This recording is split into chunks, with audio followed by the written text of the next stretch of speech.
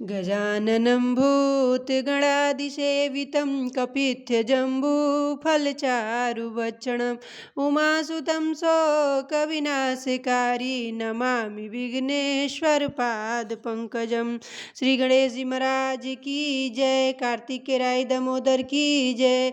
कृष्ण जी की जय। कार्तिक मास कथा अध्याय 29। राजा पृथु पूछने लगे कि हे नारद जी, आप वेद शास्त्र तथा पुराणों के जानने वाले हैं, सो कृपा करके यह बतलाइए कि किस देवता की कितनी परिक्रमा होती है और उनकी क्या फल होता है। यह वार्ता सुनकर नारद जी कहने लगे कि देवी की 1, सूर्य की 7, अग्नि की 7, गणेश जी की 3 और शिव जी की आदि पितरों की 3 अथवा 4 तथा विष्णु की 4 परिक्रमा होती है।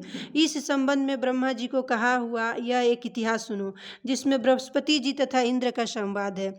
वैवस्वत मनवंतर में एक समय सब देवताओं सहित इंद्र बृहस्पति जी के पास जाकर उनसे पूछने लगे कि हे गुरुदेव, ब्रह्मा काल से पहले यह सृष्टि कैसी थी, इंद्र तथा अन्य देवगण कैसे थे और उनका कर्म कैसा था। यह सुनकर बृहस्पति जी कहने लगे कि उस समय की बात तो हम भी नहीं बता सकते, क्योंकि उस समय को 6 मनवंतर बीत चुके हैं, परंतु आपके ही नगर में एक सुधर्मा नाम वाला है, वह सब कुछ बता सकता है, अतएव उसके पास चलिए। तब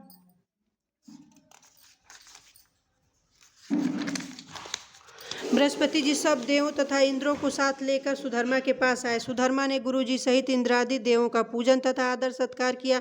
इंद्र सुधर्मा की राज्य लक्ष्मी तथा वैभव देखकर दंग रह गया। तत्पश्चात कहने लगा, हे सुधर्मा, इतनी लक्ष्मी तुमको कैसे प्राप्त हुई? तुमने कौन सा यज्ञ तथा अथवा दान तप किया तथा ब्रह्मकल्प से पहले की बात तुम कैसे जानते हो? यह सब हमसे कहो। सुधर्मा कहने लगा कि हे इंद्र, जब चारों युगों की 1000 चौकड़ी बीत जाती है तब ब्रह्मा का एक दिन होता है। उस एक दिन में 14 मनु और 1 इंद्र होते हैं। जब हम विष्णु लोक में थे तब वहाँ पर रहते थे। हमारे सामने इतने ब्रह्मा हो चुके हैं कि उनकी हम गणना नहीं कर सकते। उसके पश्चात जब हम यहाँ स्वर्ग में आए सो हमने जो भी अच्छा कर्म किया और उसके कारण हमने इतनी लंबी आयु पाई, उसको सुनो। पहले जन्म में हम मांस खाने वाले गिद्ध थे। एक समय कार्तिक शुक्ल नवमी को श्री विष्णु जी के मंदिर पर बैठे हुए थे, तभी एक शिकारी ने हमको बाण मारा, जिससे हम घायल होकर मंदिर में आ गिरे। उसी समय मांस के लोभी एक कुत्ते ने आकर मुझे पकड़ लिया। उस कुत्ते को देखकर और कुत्ते भी वहां पर आ गए। वह कुत्ता उनके डर के मारे मंदिर के चारों ओर चक्कर लगाने लगा। दूसरे कुत्ते भी उसके पीछे पीछे भागते रहे। इस प्रकार सबकी प्रदक्षिणा हो गई। इस बीच मेरी मृत्यु हो गई। उस प्रदक्षिणा से भगवान बहुत ही प्रसन्न हुए और मुझको अपना परमपद दे दिया। यह बात सुनकर इंद्र को अत्यंत प्रसन्नता हुई और उन्होंने विधिपूर्वक भगवान का पूजन तथा प्रदक्षिणा की। नारद जी कहते हैं, हे नारद, हे राजन, कार्तिक शुक्ल नवमी सतयुग की आदि तिथि है। उस दिन भगवान की पूजा, प्रदक्षिणा, दान, तप तथा यज्ञ करने से कई गुना फल प्राप्त होता है। यदि कार्तिक शुक्ल नवमी को मथुरा में जाकर भगवान की पूजा और प्रदक्षिणा की जाए तो उसका फल का तो कहना ही क्या। प्रदक्षिणा करने में जितने पग उठते हैं उतने ही बकुल बैकुंठ में जाते हैं। यदि मथुरा पूरी दूर हो तो अन्य किसी स्थान पर प्रदक्षिणा करें।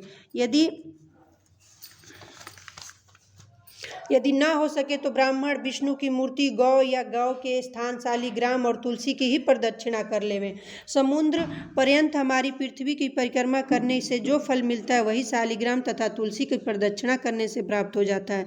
गौ, ब्राह्मण, देव, मंदिर यह सब शालिग्राम की मूर्ति के बराबर हैं। कार्तिक शुक्ल नवमी को ब्राह्मण को गौ, देवालय, तुलसी, वन, साधु, बैरागी, जीवन मुक्त, गृहस्थ, वेद, उपवेद तथा पुराण यह सब ग्राम में ही वास करते हैं।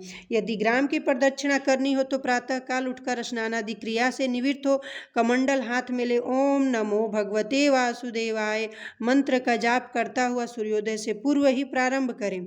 ब्राह्मण, देव स्थान तथा शालिग्राम की मूर्ति प्रदक्षिणा सूर्योदय के बाद भी की जा सकती है। बोलो कार्तिक मास कथा अध्याय 29वां समाप्त। राधे राधे। जय श्री कृष्ण।